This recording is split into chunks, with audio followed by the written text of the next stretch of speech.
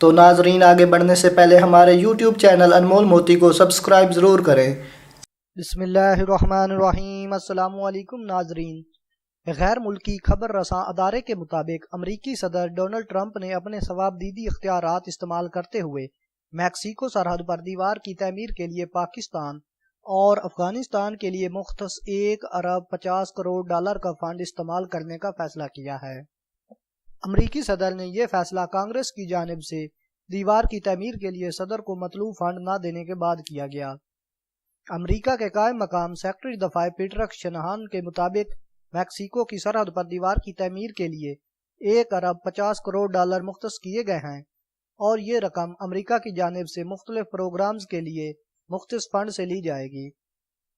Afghan security forces کے fund کے لیے مختص رقم میں 60 کروڑ ڈالر جبکہ پاکستان کے لیے مختص کوalition سپورٹ فنڈ سے بھی رقم لی جائے گی۔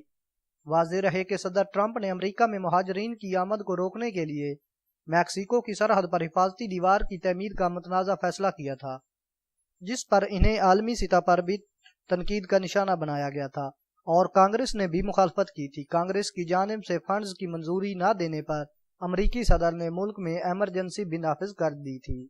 تو ناظرین اگر ہماری ویڈیو اچھی لگے تو بیل کے آئیکن پر کلک ضرور کریں اور ہمارے یوٹیوب چینل انمول موتی کو سبسکرائب کرنا مت بھولیں تاکہ ہر آنے والی نئی ویڈیو آپ دیکھیں سب سے پہلے۔ شکریہ۔